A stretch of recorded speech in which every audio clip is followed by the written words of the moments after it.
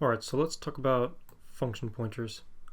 So I just have a program right here already. All of this is just commented out, so this is more just to help me along the path. You don't have to worry about any of this. So let's talk about function pointers. So let's say I want to, so we can create a variable that is a pointer to a function now. And the way that we can do that is by this. Let's say we have void, then star x, and that. So this is going to be our declaration for a pointer to a function. So right now, x is just going to be a pointer to a function that returns nothing and accepts nothing, accepts no parameters. So if I were to write, so let's say if I were to declare a function that returns nothing and accepts nothing, I have one up here called hello world. I can just write equals hello world. Notice that we don't have any of the parens here. So if I were to write this out, if I were to run this out, oh, hello world, there we go. Oh yeah, because I haven't actually run this yet. So if I were to do x parens run, yeah, I will get hello world. So now x is a pointer to hello world, and whenever I call x, it's just going to call this function. So now this opens up a lot of doors actually. So instead of having just x as a pointer to this notation is a little bit cumbersome. Instead, we can use typedef to redefine this. So typedef, if you don't remember from last time, type def. I can say void. I can just take this same declaration. Let's do that. And instead of calling it x, let's just call it something like function a. So now function a is a type that is a pointer to a void, that returns a void and accepts no parameters. So if I were to write function a and then let's say y, I can set this to anything. I can set y equal to any function that accepts no parameters and returns nothing. So again, hello world.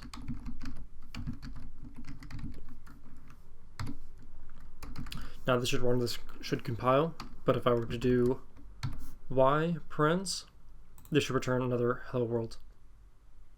Yeah, perfect. So this can get so I mean, now we have a way of defining variables for functions, which is pretty fantastic. If I were to say y equals any other function that accepts nothing and returns nothing, this would be legal. So I have another function up here called hello2. It accepts nothing, it returns nothing. Y should be able to be assigned to it. So I should just be able to say y equals hello2.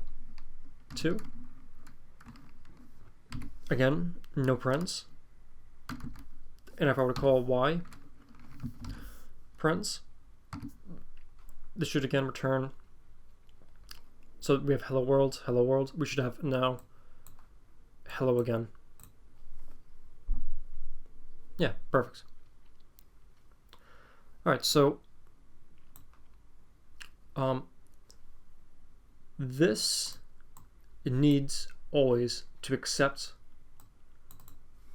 no void. It has to always accept no parameters and return nothing. So let's say we create another function. In this case, it's going to be no hello. No hello returns nothing, but it accepts one variable. So if I were to try and say, let's just make some space up here.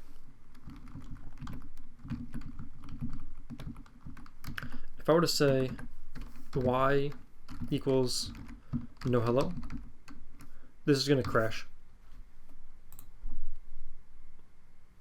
Again, this is because this is a pointer to a function that has no parameters and returns nothing. This is accepting one thing, so it's gonna fail. All right, so is there any other examples that I wanted to go over on this one? Yeah, so I just want to show you one more thing. So let's say we wanted to write a typedef for no hello. Well, typedef for this kind of function, one that accepts one parameter but returns nothing. Notation for this is kind of weird, so I just want to show you flat out. So it's going to be void, then our name type, so it's a pointer, let's just call it function b, and then it's going to accept one int. So we don't have to put anything like int x, it's just going to be int, and then typedef.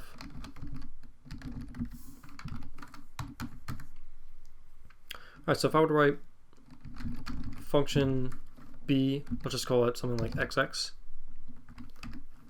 we can now set this equal to no hello. And again, this is just the same thing as saying like int name equals some value. So if I said function b, xx, no hello, let's get rid of that 0 because it doesn't belong there. This should compile, and if I were to say xx parameters, this should run, and I think I didn't get rid of too few argument function call. Oh, that's because I didn't put a number in here. So this is going to accept a argument, but it's not going to do anything with it. It's perfectly legal. Yeah, so nothing to see here. All right, cool. So from here, there's another great example that's in our workbook. So if you want to take a look at any of these examples, it should be under pointers. And then this one is going to be page 48, parameterized bubble sort. I would say take a look at this and really try to understand what's going on before you really work it out.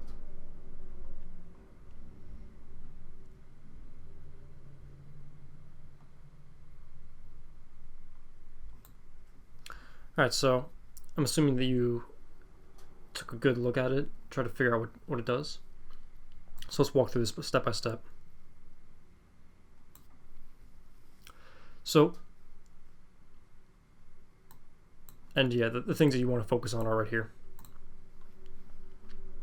So the first thing we're going to do is we're going to define a typedef that, well, we're going to do a typedef that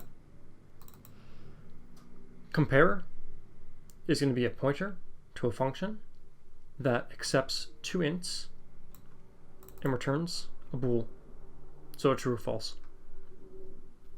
And we're going to define some functions that fit exactly this. So we have bool ascending, bool descending, and then we're going to be using that type here. So first off, what is this function supposed to do? If I were to run this out, it's just going to run bubble sort on these values. If you don't know what bubble sort is, that's completely fine. It's not important for understanding what's going on here. So the things you have to focus on is just the function pointers for this. So, but if I were to change this out, we would get these numbers in reverse order, in an ascending order, and that's the real meat of this. All right, so what's going on here? Again, we defined a new variable called comparer, a new type called comparer that accepts two ints and returns a boolean, and we created two functions that match that definition for compare. So when we put in compare comp in our function parameter, this means that we're going to be accepting a function pointer that accepts two ints and returns a boolean. Before we talked about variables that were pointers to functions, but we don't even have to declare variables in this case. We can actually just pass the raw name into here. So instead of saying like something like what was the word, compare, let's just copy this. Instead of saying compare x equals descending, and then passing an x here, this should work. We can just pass in descending as itself. We don't have to declare this to a variable.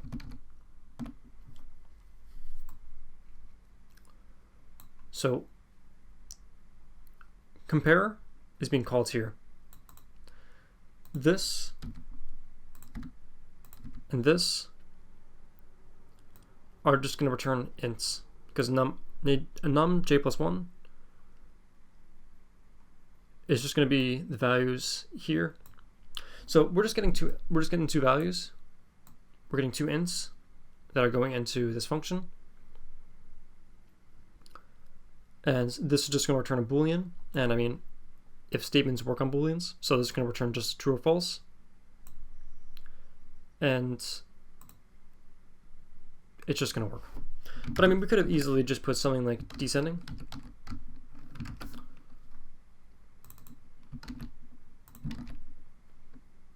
And this should run. Or ascending. And this should run. But what's important to note here is that we can control it just by passing it in as a variable. We don't have to have this fixed now. We can put this in as any type we want at runtime.